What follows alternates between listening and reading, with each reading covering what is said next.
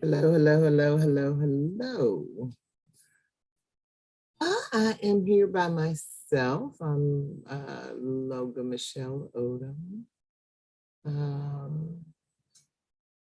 And I am waiting to see if my best friend, Venita, is going to join me tonight to discuss chapter 7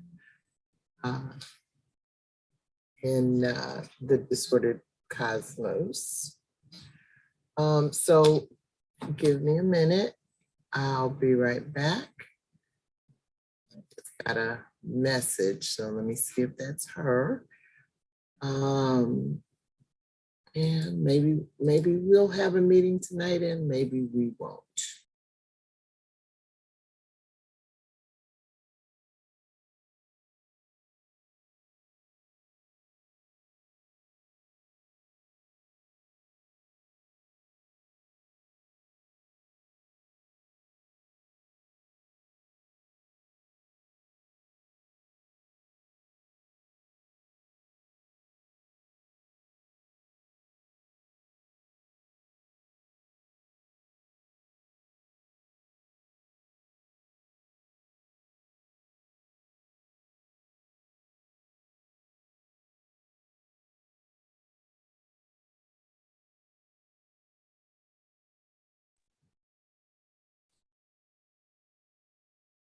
Venita is having a glitch getting in, so I need to email the link to her. So give us a couple of minutes.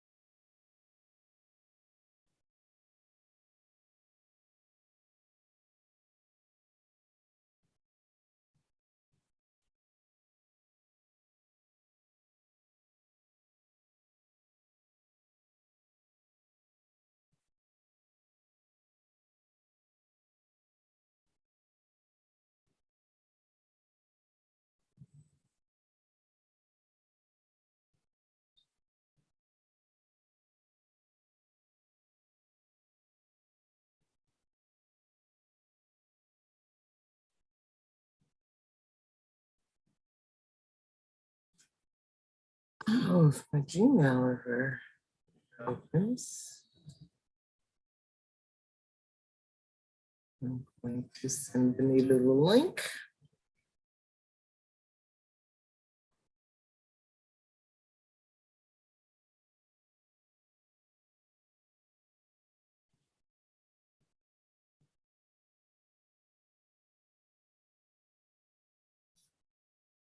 My computer gets so slow when I'm live streaming.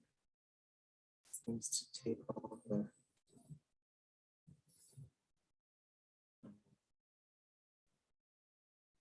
the resources.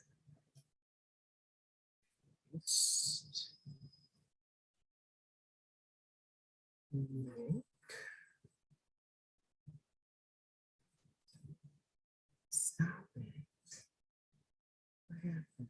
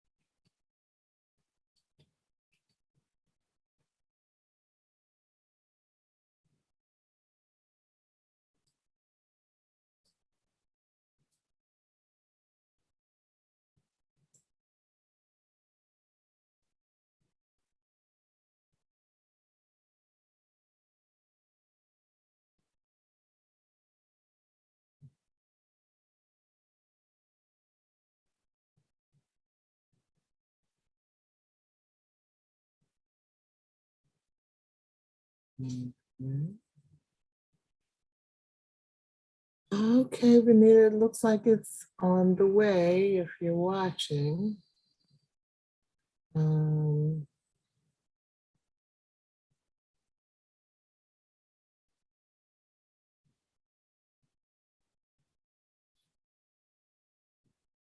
Sent to both of your emails.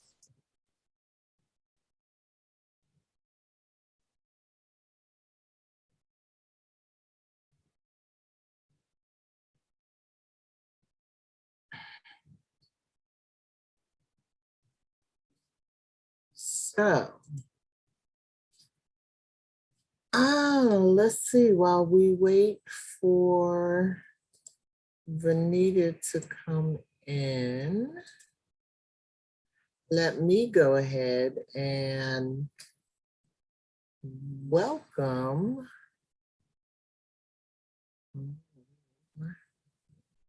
around.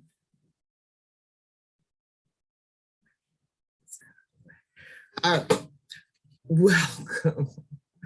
Welcome everyone to the Global Black Feminist Reading Circle, session 18.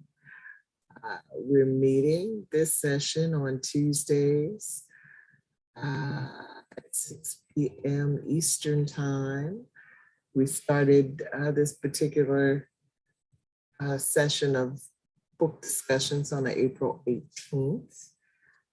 Tonight is the midpoint, actually, so it looks like we're on track to still be done by August 8th. You can learn more about the Global Black Feminist Reading Circle on our webpage called Reading Changes Lives, readingchangeslives.wordpress.com. And there's a page on that site called Book Chat News. That's the blog. So everything related to Global Black Feminist, as well as other umbrellas under which I host book groups, can be found on the page called Book Chat News at Reading Changes Lives. There's also more information about the Global Black Feminist Reading Circle on YouTube, where we have a YouTube channel, which you are probably watching right now, and Facebook, a page by that name. Currently, we are reading The Disordered Cosmos, A Journey into Dark Matter, Spacetime, and Dreams Deferred by Chanda Prescod-Weinstein. And tonight's focus is chapter 7, called Who is a Scientist? So, hey there. How you doing? I'm okay. How are you? I had a struggle getting in. It was, just have a struggle getting in. I don't know whether it's Zoom or whether it's Facebook. Facebook was glitching, then it was Zoom. Yeah. It's always something, I know. But I got a message from Gio that she's stuck in traffic. So she's gonna try to get here, but she may not make it. So, and that's why I was going ahead and doing the welcome, so that when you got in, we'd be ready to start. But these are some glitchy things, so I get it. I'm tired of computers. So tired. It's a lot. I don't know what happened, but it just was glitching, and Facebook was glitching, and wouldn't let me get to the group. our group that I wanted to get to, and it kept just going back on the regular Facebook, my homepage, and just doing all kinds of crazy. Then I tried to get on Zoom. Zoom was going crazy. Wow. So, and I'm helping Carlton because the compressor went on the refrigerator. That's another crazy thing today. I mean, as we were speaking, he had to come back from Rhode Island. So it's been a crazy day. And I was like, after all this, I'm trying to get myself straight so I can hurry up and get back to that. And I'm like, then it started to act up. But I think it's, I don't know, maybe it's the smoke coming down from Canada because it's strong here. Very strong. Oh, yeah. The sky is, it looks like smoke. And it's strong. So if you have any breathing ailments, and they warned us yesterday, you don't want to be in Connecticut right now. Okay. Wow. Yeah, from Canada, that's unusual. Yeah. So we ready? Let's do something. I'm ready. So I was, you want to introduce yourself? My name is Venita Walker, and after hearing all my challenges today, I'm here from Farmville, Connecticut, and ready to go.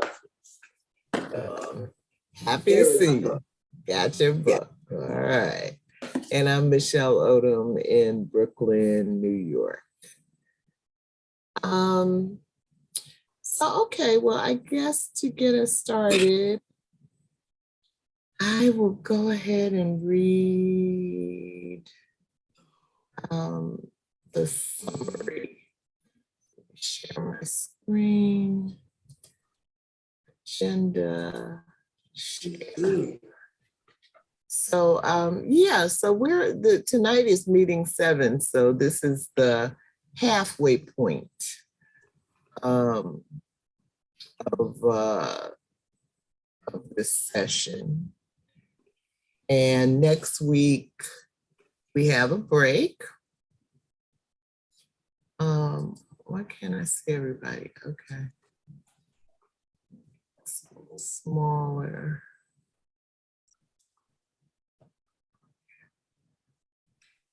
Let's see what I have here. We have a break next week and then return on June 20th, starting a new phase of the book, phase 3, The Trouble with Physicists, beginning with chapter 8, Let Astrophysics Be the Dream It Used to Be. And again, tonight we're on chapter 7, Who is a Scientist? So this picture at the top of the agenda, this particular chapter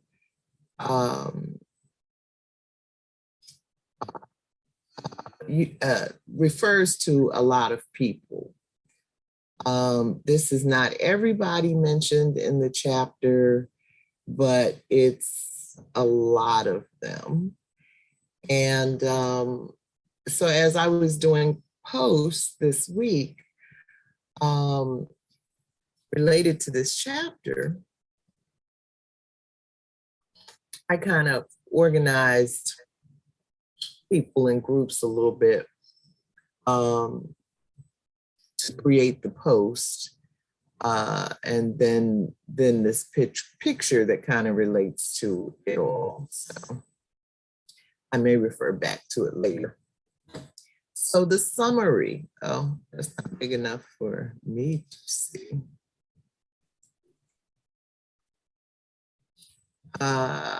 In defense of astronomer Caroline Herschel, who discovered several comets and was the first person to observe a nebula during the 18th and 19th centuries,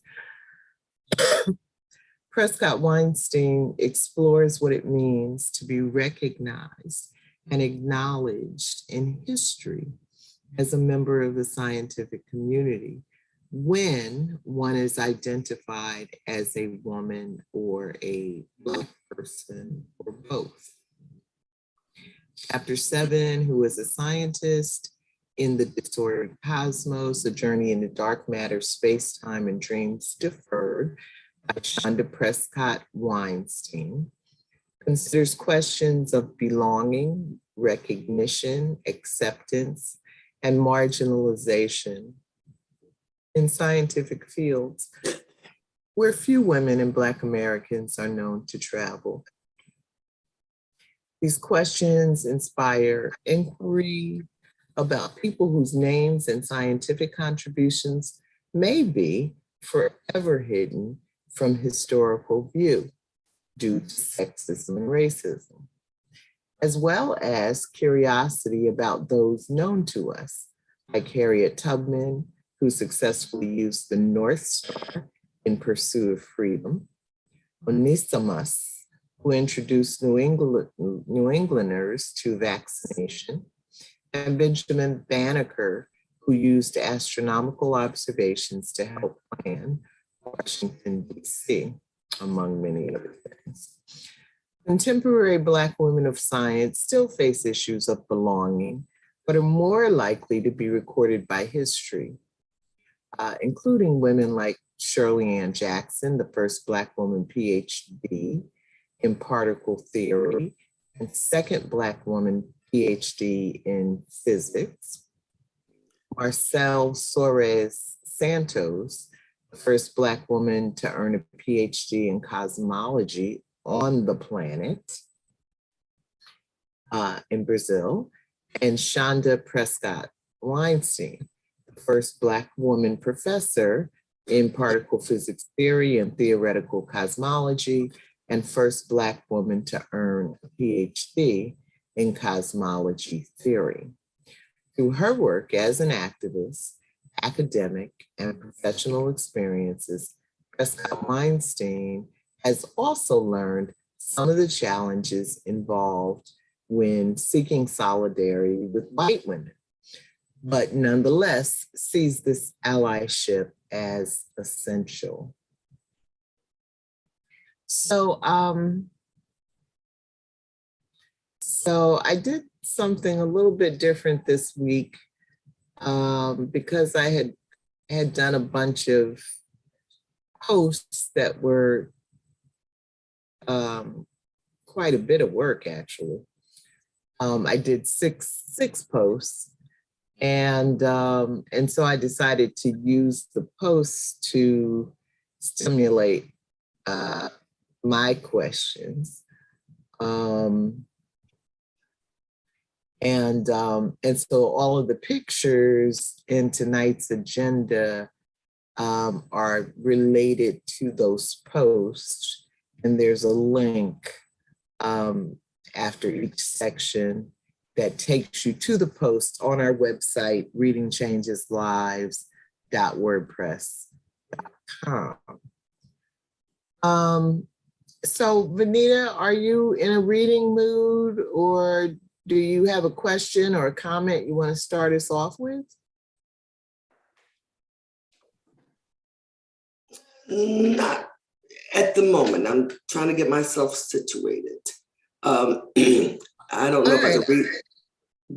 I'll start with question one. Rocking the castle from top to bottom on his own island, the scandalous astronomer Tycho Brahe and his sister Sophie Brahe were exploring the stars from their aristocratic perch before the telescope had even been invented. They appear in chapter 7 of The Disordered Cosmos because Dr. Prescod-Weinstein wanted to note how Sophie was marginalized in her contributions as a scientist. Such was the status of women in the 1500s. You can learn more about the siblings and the rock star status Tycho held as you ponder how much things have changed since the 16th century. Their story, for a more contemporary comparison, reminded me a bit of Michael and Janet Jackson. And just before I read the questions, let me go back to the picture. So this is Tycho, the guy. And they were rich already, but the King Frederick the Great, gave Tycho an island and a castle, so that he could, better do his astronomy. And and Tycho was in there partying like it was 1599. And eventually he and the king fell out. I don't know what they fell out about, but Tycho had to leave the country.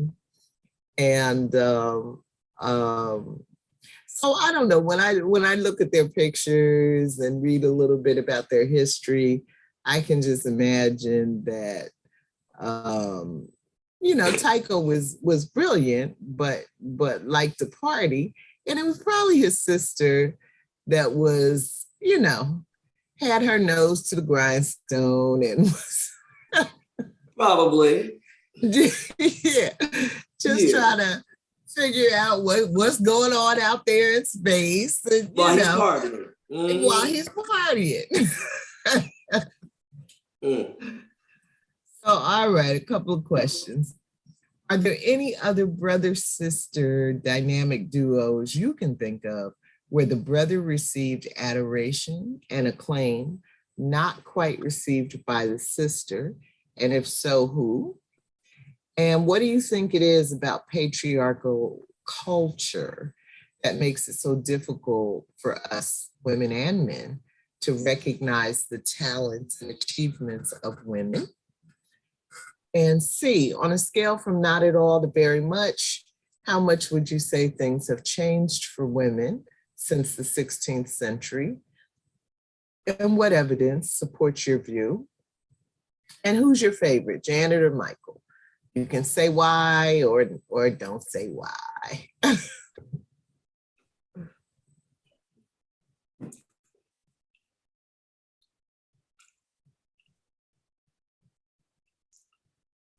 Well, Janet's my favorite.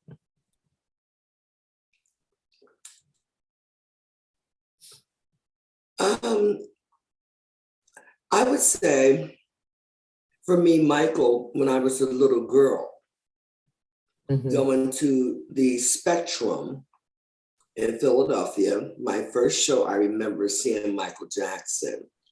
And Janet Jackson was a little girl. So I think that the first impression was the everlasting impression. Janet came along a little later. And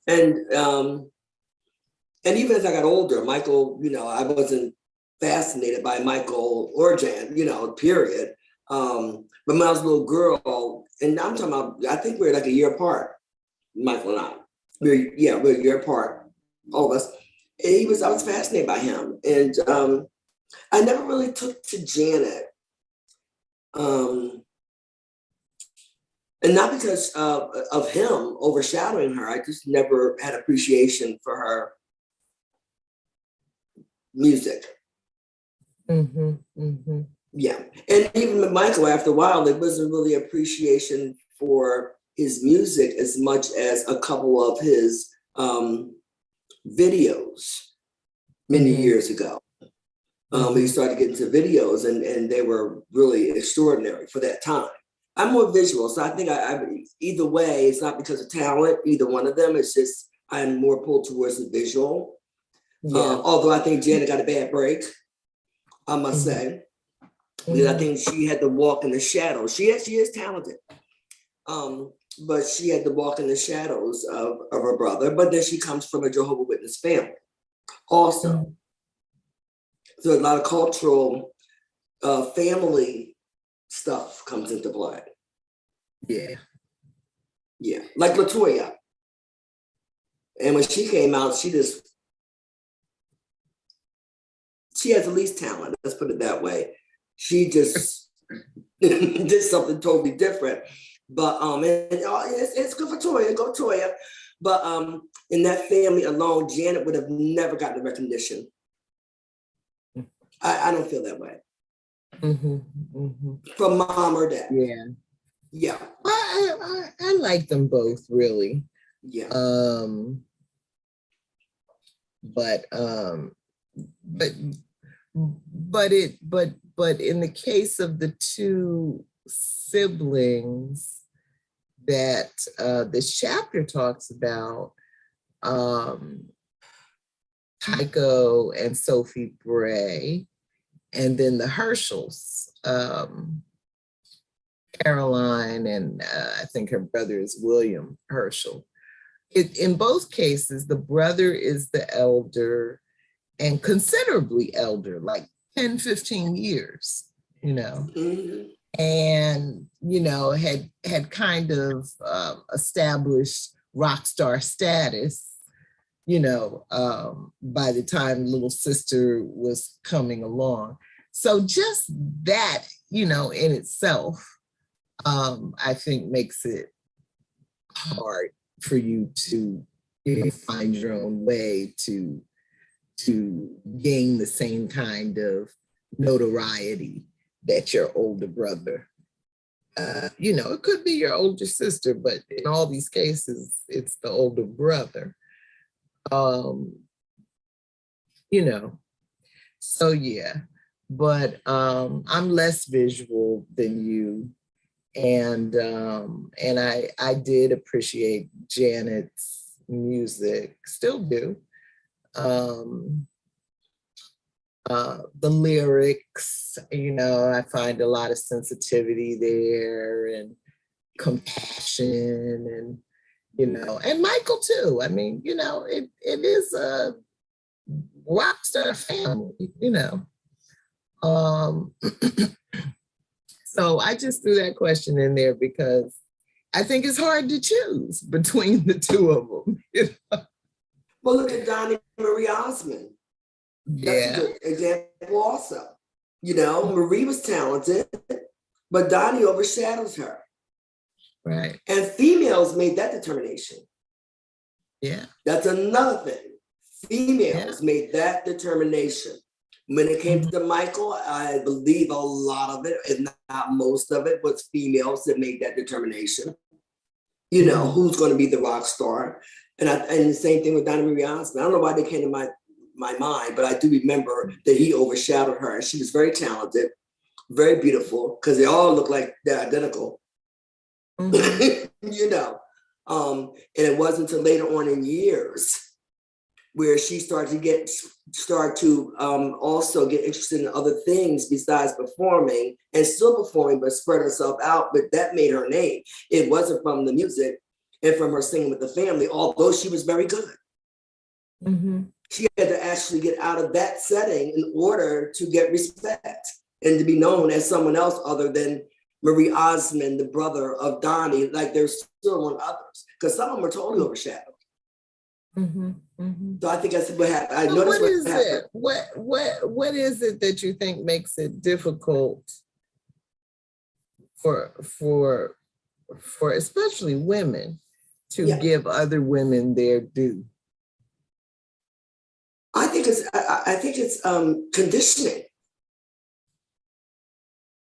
Just all conditioning. From the time you're small, you're a little girl. Even in many families and many cultures all over the world today. From the time you are small, you are taught to look up to the brother. You are taught that even in many cultures, the brother doesn't have to be older. You can be older. You are still taught to look up to the brother. So I think it's this centuries and centuries and centuries of conditioning. And politics. We have a particular politician that says some really disgusting and does some really disgusting things to women. But I'm looking out there in the audience, and for some ungodly reason, I'm seeing, and I'm not religious. But if you want to get close to ungodly, that would be it. Right there.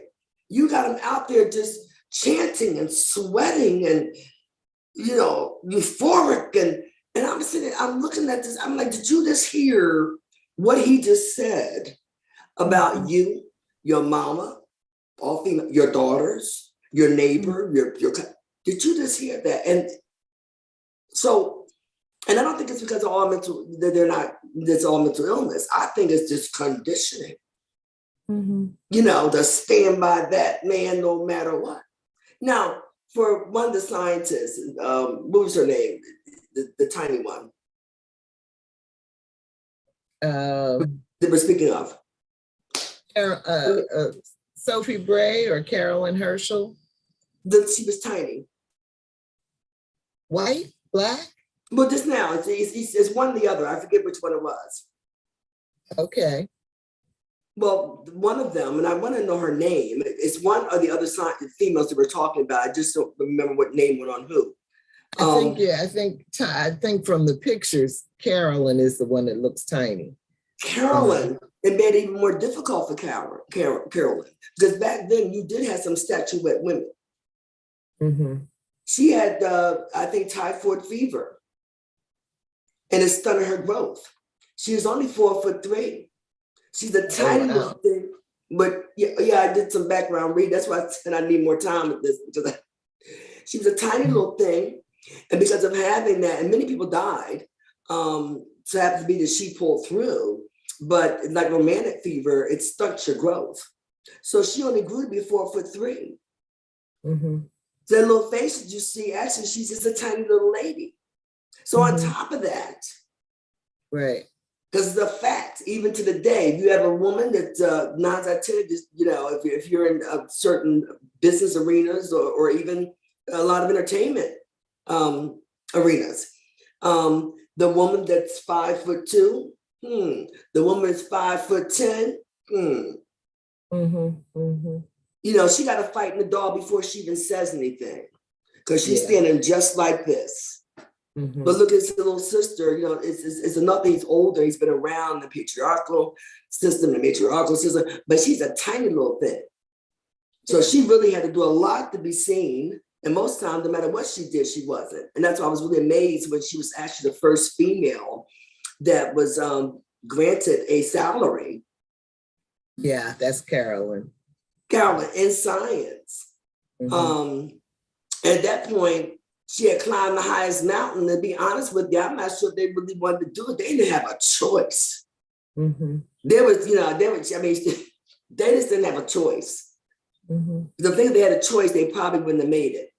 Then and now, and most women, even now, that get recognition, especially monetary recognition, it's a fight for it. And before they even fight, they got to climb the highest mountain and slay the biggest dragon. And at that point, they do it because they have no choice. Yeah, but I agree with you about the conditioning. And it was Carolyn. I read something that was saying it was the men in Carolyn's family that pushed her to get education. And, I bet that. Her mother really just wanted to train her for housework. I read that, yes. In terms of how much things have changed since the 1500s, I was listening to Farai Chidea's podcast a little earlier today. And she was talking to two women who are like experts in health, fitness, nutrition, you know, all that kind of thing. And one of the women was talking about how, you know, women of our age were not conditioned to know how to take care of ourselves. We were conditioned to take care of everybody else, take care of the world. You know, we learned how to wash dishes and sew clothes and you know, all that kind of stuff. You know, and it's true. It's true. Conditioning, it's all conditioning. Except I think I bucked that system early on. Yeah, I did. Yeah, I'm a system bucker anyway. You know, I know how to do all those domestic things, but they were done on my terms, and I do them well, but on my terms. I remember playing in the street with the boys. I always found boys did more interesting things anyway. You know, I wasn't a doll player. I really do not like dolls. And to the day, they just are creepy to me. And I just, you know, my sister loved them, washing them, doing their hair and whatever she did to them. But I always enjoyed boys a lot. I remember what the label that we put on you, because you enjoy doing the running and playing the baseball and whatever, in the basketball and whatever the case may be. You were a Tom girl. Another way to put you down. Mm-hmm. You know what I'm saying? And to mold you. I was feminine. We've been friends for years. I dressed beautifully, looked beautiful, but when it came to those kind of things, that's why I enjoyed it. And you know what they would say about the girls that wanted to play ball in the street with the boys, mm-hmm. that you were a Tom girl. And that was another way of diminishing you. Because everybody else over here is doing that, Venita. Mm-hmm. But I took ballet and I played ball in the street. I played music and played ball in the street. So it wasn't like you weren't diverse, but they still wanted to put you in this box. Yeah. And like you sewed, but you did other things besides sew. Mm-hmm. You were smart, you were beautiful, you were feminine, you hold your own, and you know, but did they really want to see the rest? No. And sewing was a small part. It was a very small part. I mean, you're excellent at it, but it was a very small part of you. So, yeah, nothing much has actually changed as far as I'm concerned. I mean, be honest with you. Yeah, Few things have changed, especially since we're living in this current era where, you know, women's rights, you know, all kind of rights are under attack. Another podcast I was listening to today. There's the New York Times has a podcast called The Daily, mm-hmm. and the host is a guy named Michael Barbaro. So Michael was interviewing a woman about New York City has just withdrawn its support after decades for a certain, I think it's called balanced literacy, but it's a certain way of teaching people to read that either doesn't include or de-emphasizes phonics. And so he started out the podcast talking about how all of these various states around the country have some really incredibly low reading results, like states where 50% or 80% of the children in third grade are below the grade level, just a nationwide problem, mm-hmm. a lot of which traces to use of this particular style of reading instruction. And apparently there's been a debate going on about it going back to the 60s. So it's, you know, not every school district adopted this method, but New York was one of the strong supporters of it. The woman is from New York. And it was during the Bloomberg administration that the city school system adopted this method. So that's my long-winded way of saying we're living in this era where women's rights are under attack, but education is under attack. You know, books are being banned. All kinds of books, but which is disturbing enough for me. But, you know, in a few decades, I don't know how many people we're going to have that can read anyway. No, we're not. We won't need reading in a few decades. That's why now a lot of college students not only because of the financial aspect of it, which is one of the major aspects of it, but also the academic aspect of it, are trying to figure out, will they need college? How much is college actually going to help you?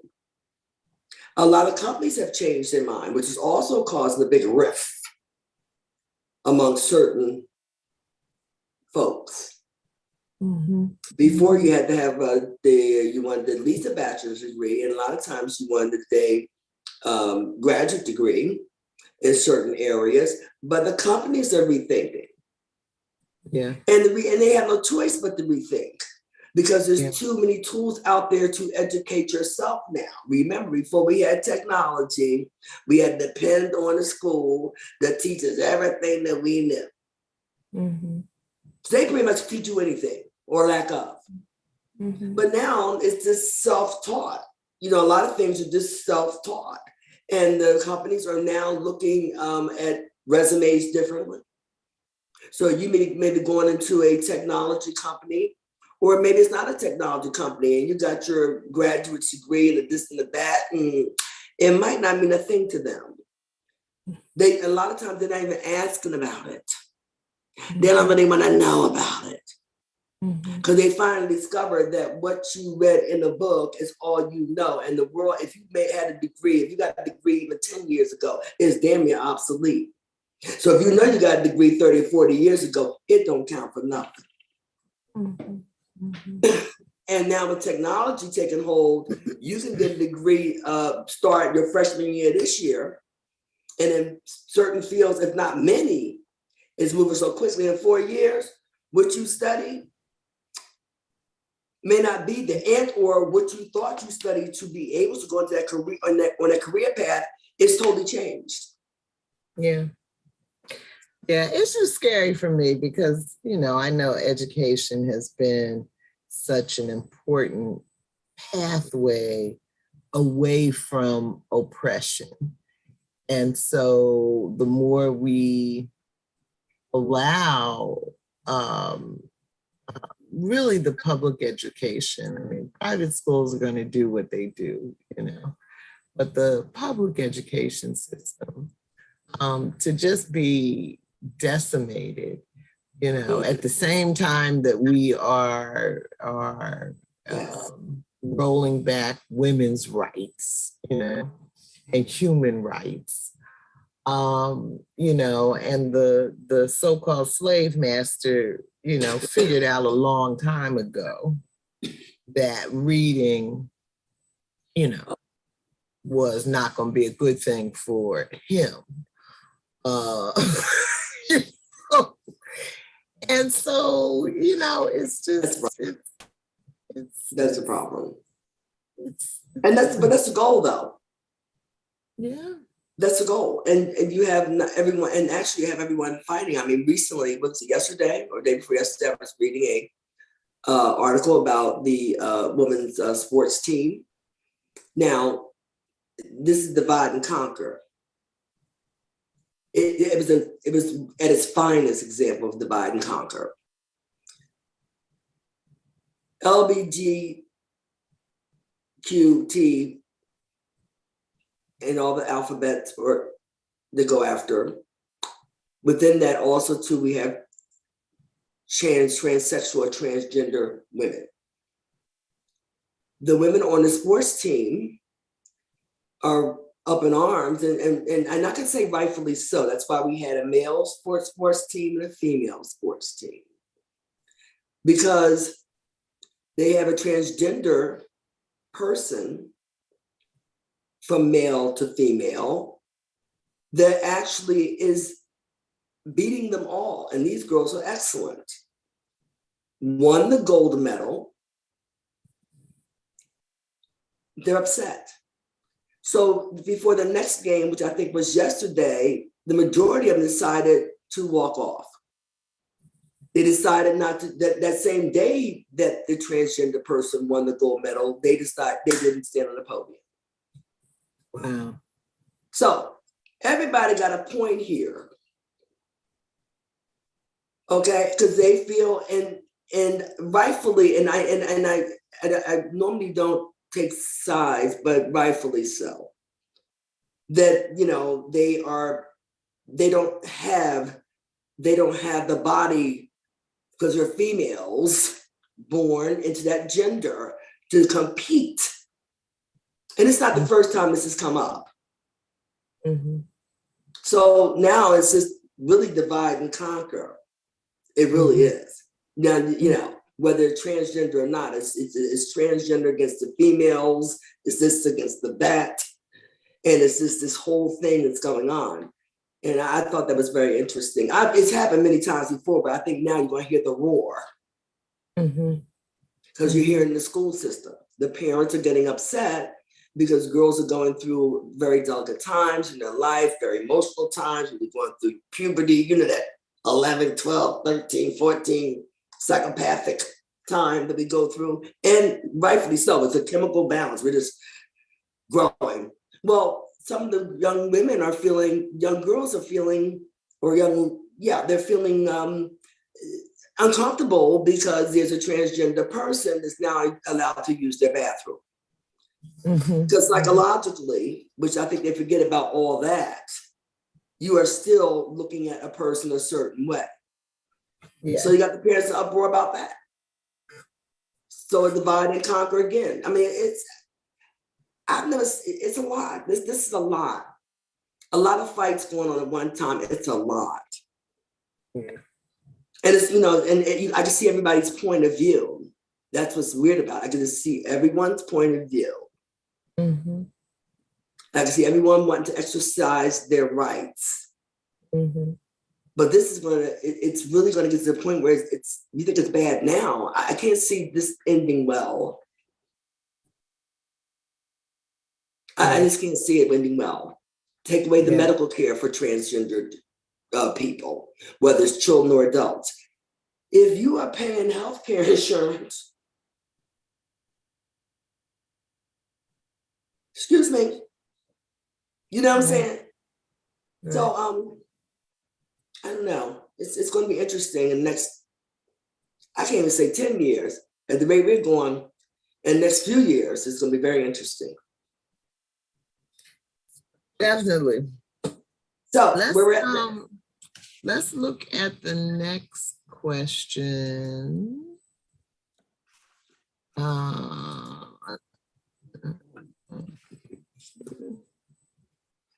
Okay.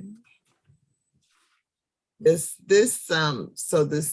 picture that I'm on, this lady in the middle, that's Caroline Herschel. And to the left is her brother, her big brother, William Herschel. And to the right is Mary Somerville. Mary Somerville was born maybe about 30 years after Caroline, I think. And Mary became known as the queen of astronomy in her day. William Herschel, credited with discovering Uranus, and his sister, Caroline Herschel, who discovered several comets and was first person to observe a nebula, are another pair of siblings who pursued the action in the sky. Much of chapter 7, who is a scientist in the disordered cosmos, is devoted to defense of Caroline Herschel's place in history.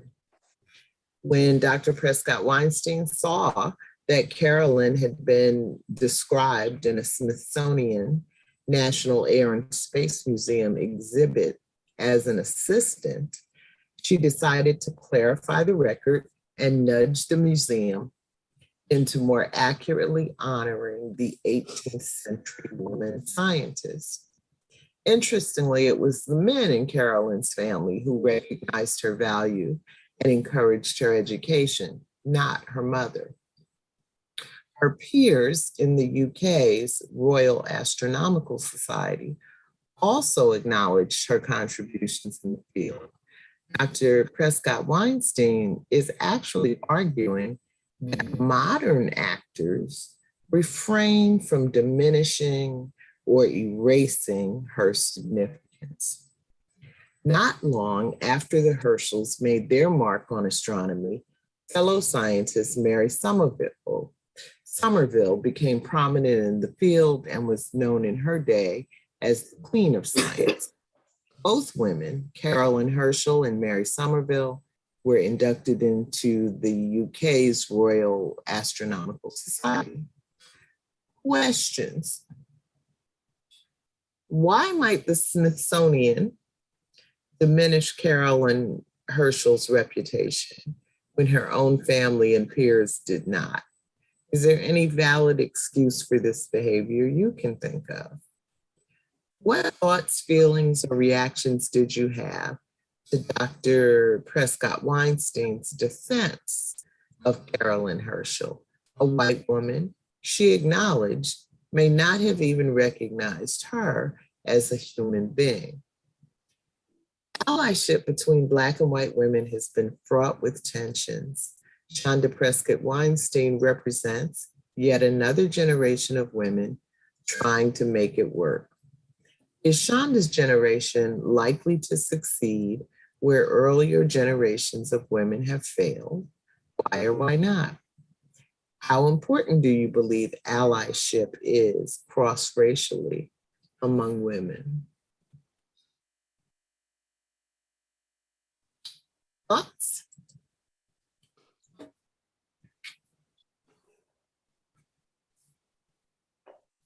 I think it's very important for women to support each other in everything that we do. My question is, I've never understood why we seem to have a problem with that. Supporting other women, because without us, there is no world. Every time the ego gets involved with men and then the masculinity toxic sets in, there's destruction. And we all have to be the ones to go clean it up. So I never understood it. I never understood the why, and it's always been a problem. Yeah, always. Well, some of it, I think, is, capitalism. Money gets in the way. And so, where you think where your bread is being buttered, I guess creates the strongest alliances. So if you're married to a slaver and he's got you living in high style up in the big house,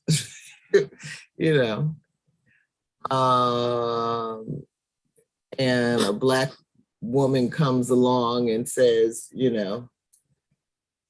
Mrs., you're just as oppressed as I am. We need allyship. It really falls on deaf ears, and I just think to different degrees in different contexts, that's kind of always what you talked about the white women, rallying for Trump. But where do they see their interest? Not with us. So yeah, I think allyship is I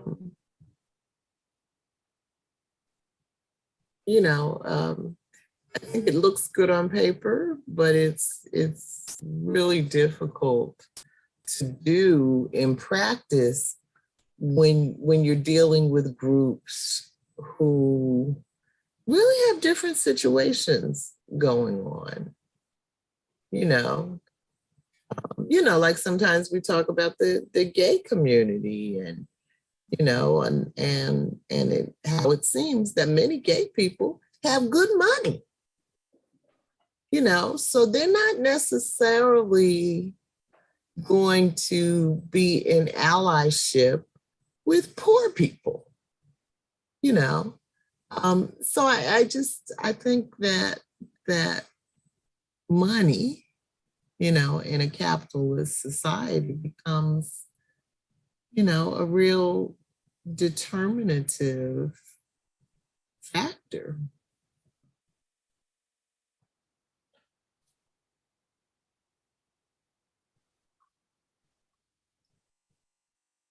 Yeah.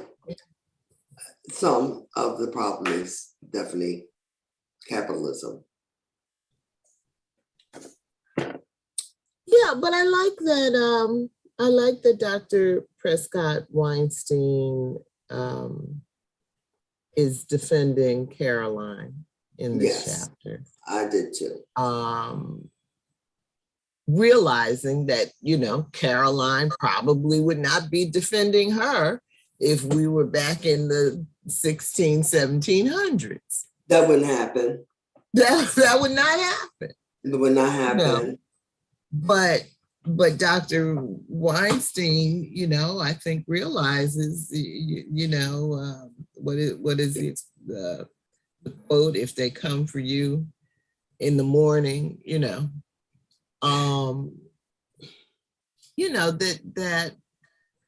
that I think what she's saying is if you can diminish this woman after all that she accomplished in her time, then what are you going to do to me?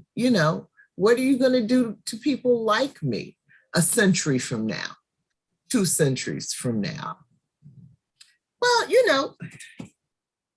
a decade from now or 5 years from now, we probably won't be able to read this book. That's why you have to hold on to your books. I have a whole collection.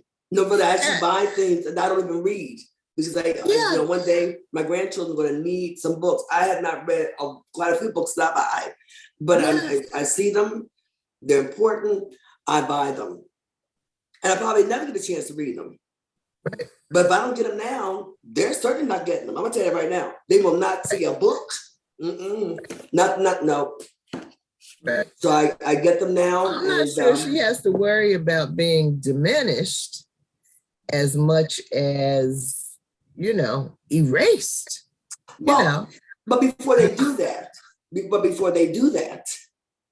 they will command that she steps down and out the way. Then they will demand that she steps down and out the way. And then they will diminish her. That's how it goes. Hoping that they will do that enough for her to step out the way. And then they will make her obsolete. See, it's all methodical. It goes in that order. It's never just, It's the same with our rights that are taken away from us as we sleep. It's not just like that. It's psychological. I hope we're wrong. One of the things I also learned in the little outside research that I did around this chapter was the woman that she mentions in here, Roy Moten, who was one of the hidden figures. Yes. Now has a mountain named after her on the moon, I think. Somewhere in space. I read that. And I think, and the hidden figures were hidden for a long, long time. But now that their history has been recognized and celebrated, they may start to get some of the due that they deserve. So I don't know, maybe when you get to the point that a mountain in space is named after you, you don't have to worry about being erased. I don't know. I'm not impressed. I'm just not impressed. We need to see it and feel it. We need some shaking and some movement. I'm just not impressed with buying it.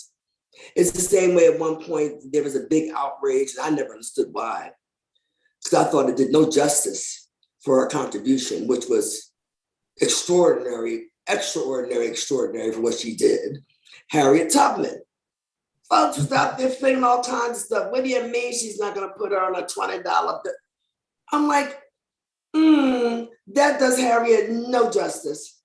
Absolutely no justice. I'm just not about that life. I don't see, the whole moon mountain thing. It means nothing to me. I'm not impressed. But I like to see some change right down here on earth, show her face, teach what she did, bring other children and other young ladies into it. That's what I want to see. I'm not impressed with that. Even when I read that, and I was like, well, and I can't see in space, and I can't see that mountain, and it does nothing for me.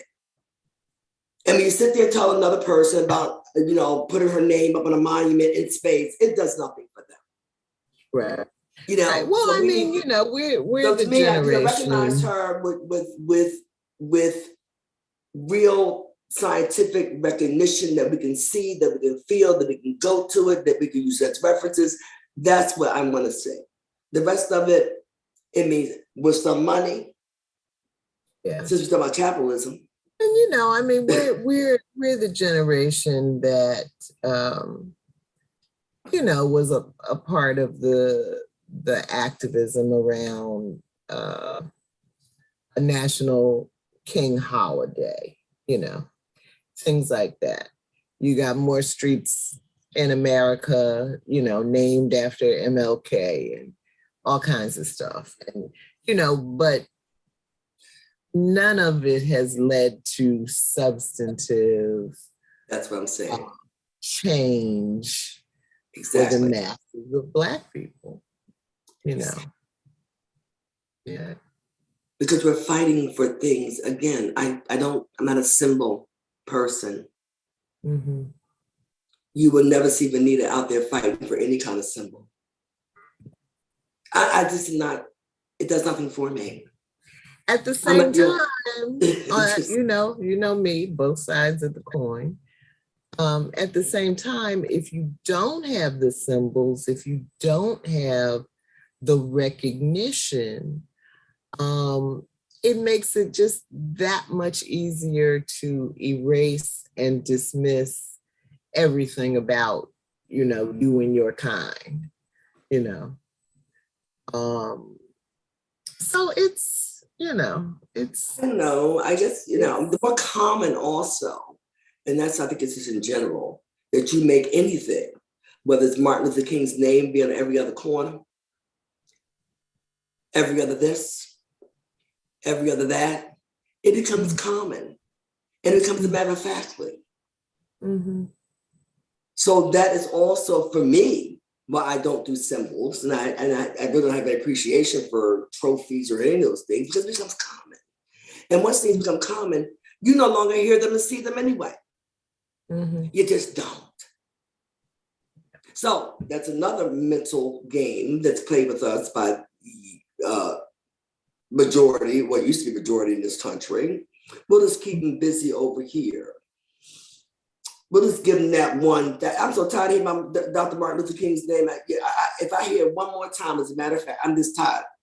They've worn me out with it. When there are thousands of other people that have done things before him, since them, and with him, and beside him, and in front of him, both females and males, we don't hear their names, even children. Teens have done things beside him, in front of him, behind him. Then that to me is another way of conditioning you and quieting you down. And we gave you this one hero, and we'll keep running that over and over. Oh, they want another sign out there. Shh, hush them down. Put another sign out there. Oh, they want a holiday. Well, the only time we're going to celebrate them is on that holiday, on that 30-day Black. It's insulting to me. I mean, if I'm gonna fight a fight, that's when we want to, I would choose to fight. And it gets very common. It gets very, very common. So again, what kind of recognition are you actually getting? At the while, you look like, you become like a faucet in the sink, an iron on an ironing board. I mean, so that's what I've always found the problem with symbols, is they get common. Yeah. Very common. At the same time, when you have, I think especially the kind of accomplishments that somebody like Dr. Prescod-Weinstein, she listed, 4 or 5 other Black women with doctorates in physics and whatnot. I'm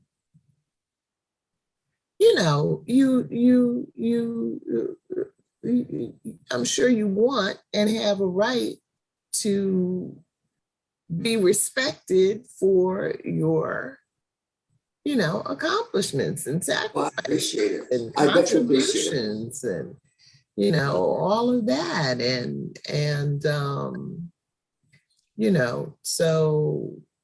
So yeah, so I think that's some of what she's getting at. Let's look Well, I at appreciate her another. doing that. Yeah, I appreciate it. I really appreciate that aspect of it. Mm-hmm. Educating us on others. I'm talking about symbols in particular. Yeah.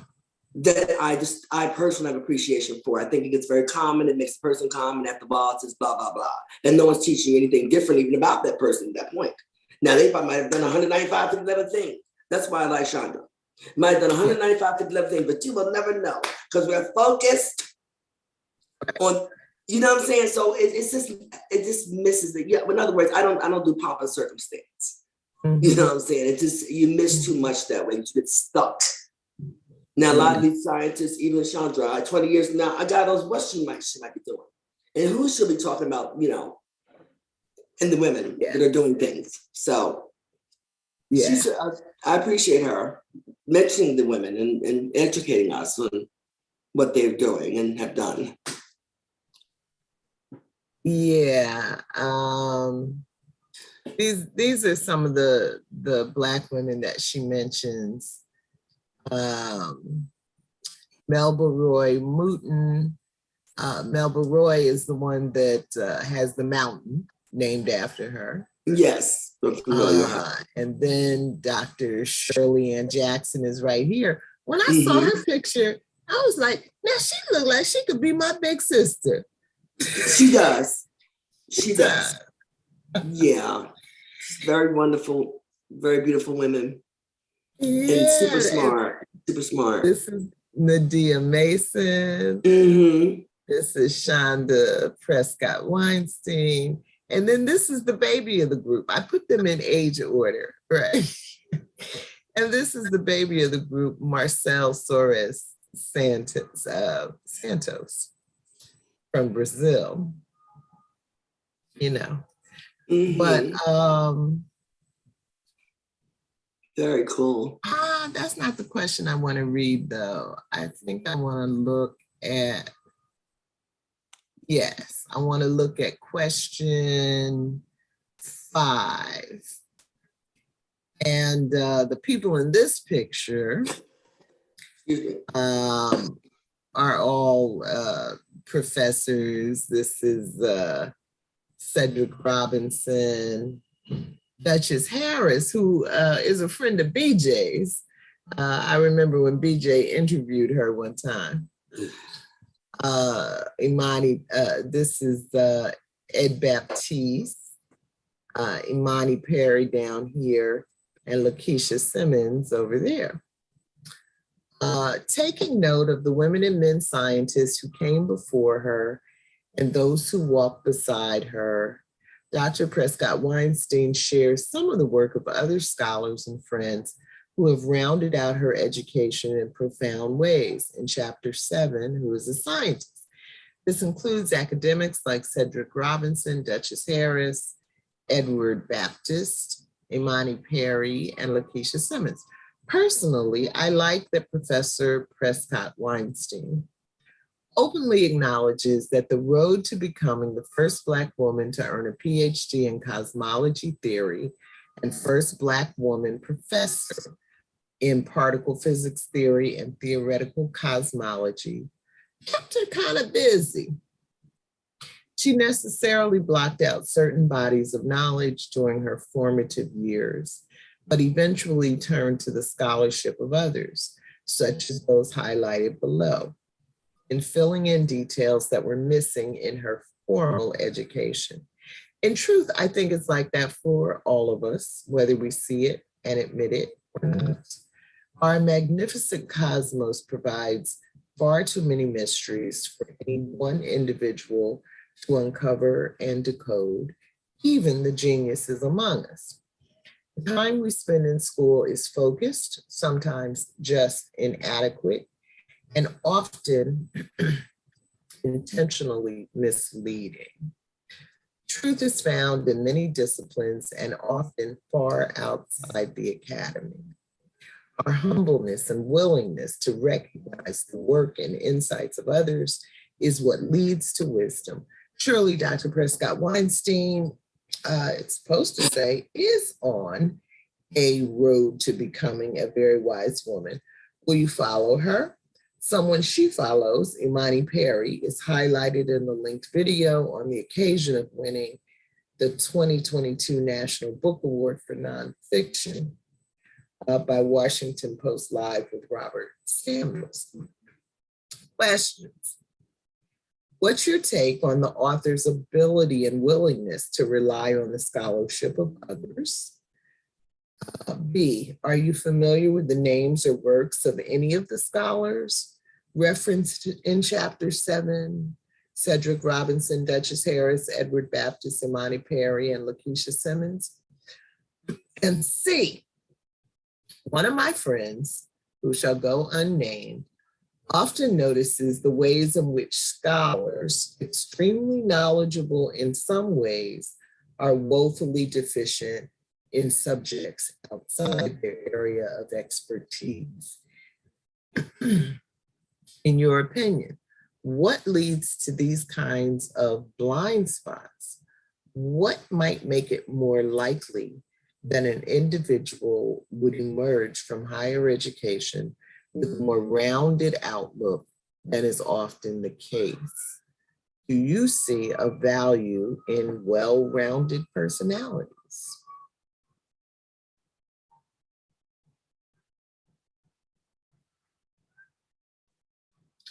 Well, some of the names I was familiar with, you know, like I said, Duchess Harris, I knew of just from an interview that BJ had done on Common Ground with Janice Graham. Cedric Robinson, I'm familiar with, and Imani Perry. So I guess out of those 5, I had at least heard of 3 of them.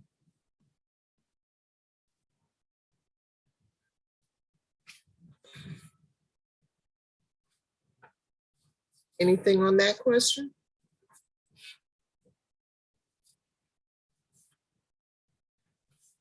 Yes, I've heard a few of their names. I've heard of them. I'm just not familiar with their work, but I've heard their names for sure. So that means I'm going to have to do a little research. Well, it's more books for you to buy for your grandchildren. Yes. Yeah, they're all authors.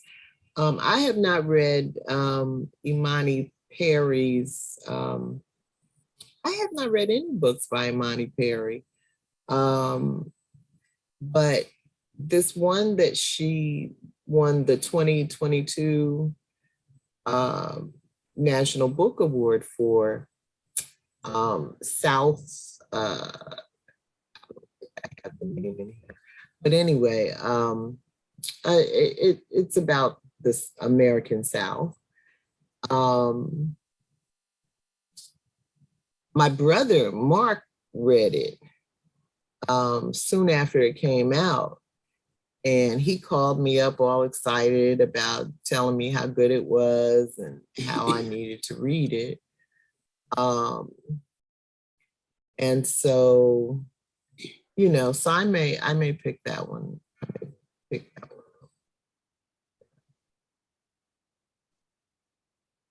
Yeah.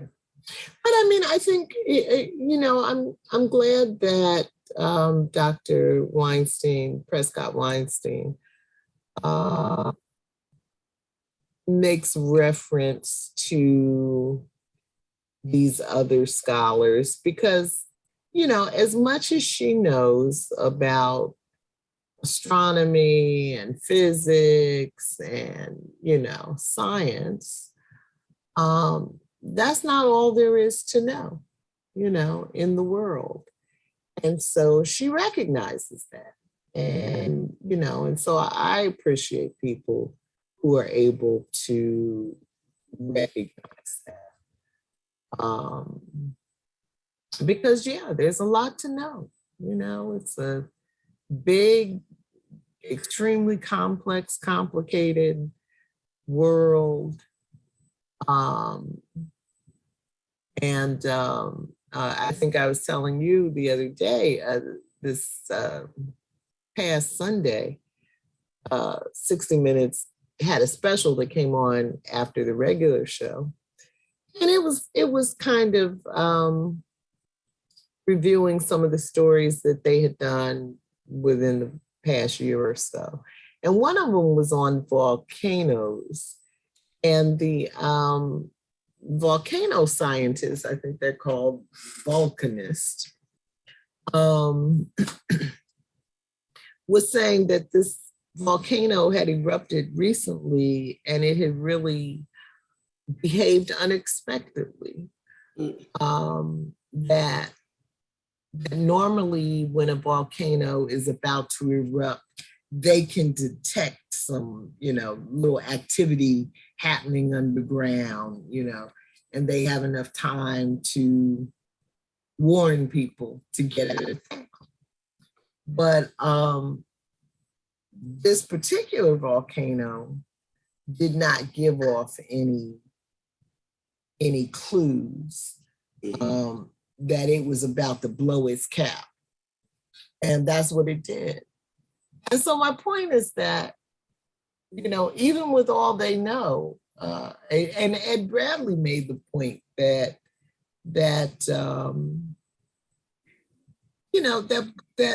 human beings have only been studying volcanoes for a few hundred years, but the Earth has been doing its thing for a lot longer than that.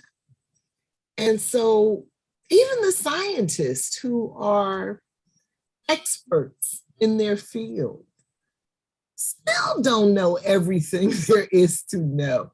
If you think back to the first 4 chapters of this book, every other sentence or every other paragraph, Chanda was saying, but we don't know, but we don't know, because there's too much to know. And we didn't know. We didn't know. Because we went to school as neutron atoms, neutrons and protons. Anything after that is like, what? No, I'm really, unless you were going into science, I'm sure there was other things. But even without that, so much has happened over the past 50 years, 60 years. It's tremendous. But, for ourselves, and we thought we had it like that. And until we start saying, oh my goodness, we have what? Right. Yeah. Right. Well, I love that expression, you don't know what you don't know. And that's true. And that's why it's important that we support each other. And I like the way she brings up other scientists and supports them, because you can learn something from everyone. And I'm sure you will learn something, whether they're scientists, whether they're street sweepers, it doesn't make a difference. You have to support each other. Because you're curious, you're going to learn something. I don't think it's the person I've met, even something that I can't necessarily use at that moment. I've always found that somewhere along the line, something will happen, an event will happen, something will take place. And I remember way back here, something that I heard, a reference that may be helpful to me or to someone else. So that's the sad part, when you don't support others and you don't listen to others. Yeah. I really like her for that. I enjoy that she does that. Very good. Yeah. Very good. Yeah. Very good. All right. Well, I want to read my last blog post because it was my favorite one. By the time I got all the way to the end, I was feeling inspired. So I don't know if we're going to have time for the questions, but I want to read it since, I now know today that America's got a whole major reading problem going on. Yeah. So sad. I'm sorry. It's just sad. It don't make no kind of sense. It is. I'm telling you, if you had children today, Venita, would you put them in public school? No, I was in the school of law. Mm-mm. No, I think what I would do is I would get a group of parents together, the ones that we're on the same, have the same things in mind, and we would do our homeschooling. You know what I'm saying? That's probably what I would do. Yeah. Yeah, it takes a lot of patience and everything else, but I definitely would not send them to school. I mean, if you want them to be brighter than they were when they left out in the morning, when they come in the evening, then the best thing for you to do is not to do that. I would not put them in public school. I wouldn't put them in school, period. I think I would travel more than anything. We would learn while we're traveling, because that's the best education you can get. Yeah. So I would just take a different approach, period, to education. All right, this post is called Wake Up to the Works of 19th, 20th, and 21st century writers, activists, books, and film. Save Democracy Now. And so again, these are all people and film that were mentioned in chapter 7, including Jane Austen, Sojourner Truth, Frederick Douglass, Alex Haley, Alex Walker, the film Hidden Figures, and the TV show Underground. And again, I put them all in age order. Mm-hmm. It's stunning to me most of the time how much ignorance there seems to be among Americans. Ignorance of this country's history and present practices, and ignorance of our various ethnic histories and cultures, especially because I know the writers, artists, filmmakers, musicians, and social activists have all been working diligently to open our eyes. That's not an easy task, however, in part, I think, because there is so much to see, hear, and know. Maybe it's just too much to hope that exposure to histories, knowledge, sounds, images, and ideas would somehow translate into compassion, empathy, and understanding. Requirements of a healthy, multiracial, multi-ethnic, multi-gendered society. It is our ignorance, though, that is currently being manipulated by political actors, those with an agenda to keep us divided and conquered. Our resistance to so-called wokeness is more like a plea for the blissfulness of ignorance and the weakness that allows malevolent actors to turn Americans against each other in a fabricated environment of scarcity. The chaos, drama, and nonsense put before our eyes, as I said to my baby brother, Martin D. Odom, recently, is perfectly calibrated to keep us deaf, dumb, and blind. Dr. Prescod-Weinstein reflects in chapter 7, who is a scientist, on some of the books and films that have been influential in her life, including works by Jane Austen, Sojourner Truth, Frederick Douglass, Alex Haley, Alice Walker, the film Hidden Figures, and the television series Underground. All of these people and works have made a tremendous mark on opening our eyes and waking us to the realities we simply were not seeing, from the horrors of slavery to the brutality and oppression of patriarchy and beyond. The artists have led the way. Why isn't this enough? What is the missing ingredient? What else do we need to establish a nation of peace committed to democracy? How is it possible that America is cycling backward with all deliberate speed to a slumber so deep and so filled with trauma for so many people, we may never be able to recover? Yes, sleep is a necessary component of healing, but too much of any good thing easily becomes a bad thing.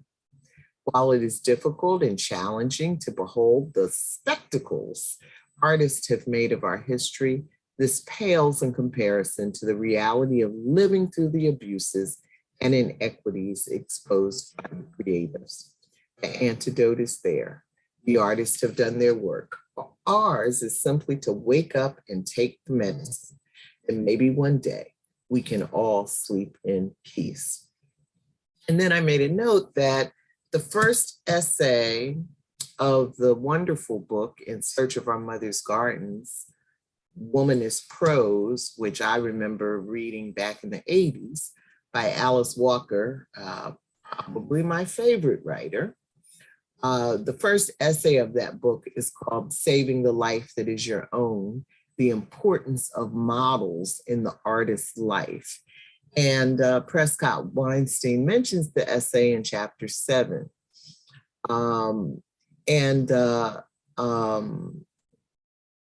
You know, and I think that, you know, is another thing that she's getting at in this chapter. Just the importance of role models, you know. She didn't have many, but she had some, you know. Hopefully, you know, our children and our children's children will have more. But it matters, you know, it matters. Just like I said, when I looked at that picture of Dr. Shirley Ann Jackson, I said, she looked like she could be my big sister. You know, I mean, how would I have felt if I had seen her picture, you know, when I was 16, 17, trying to figure out which way I was going, you know? So just to see somebody that looks like you, doing something that you may have never thought of, can have such a tremendous impact. So you're muted. I'm having one of those coughing fits. I think I mentioned to you, that's why I thought was so wonderful about going to an all-Black elementary school. I think my foundation was so, I just had a different way of looking at the world. Excuse me, from very early on, because everyone around me looked like me. The principal, the vice principal, the math teacher, the gym teacher, science teacher, the music teacher, everyone. So it makes a huge difference. Excuse me. Yeah. Get something to drink. Got some water?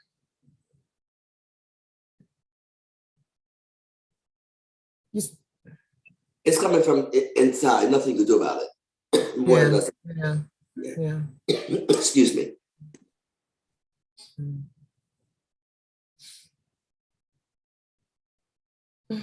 So, all right. Well, everyone, anyone who's out there, I think we're gonna call it a night. And like I said, we're on break next week, and then we'll be back with chapter 8 on June 20th. So thank you for reading along with us and following us. And we will see you in 2 weeks reading our story together. Good night. Good night.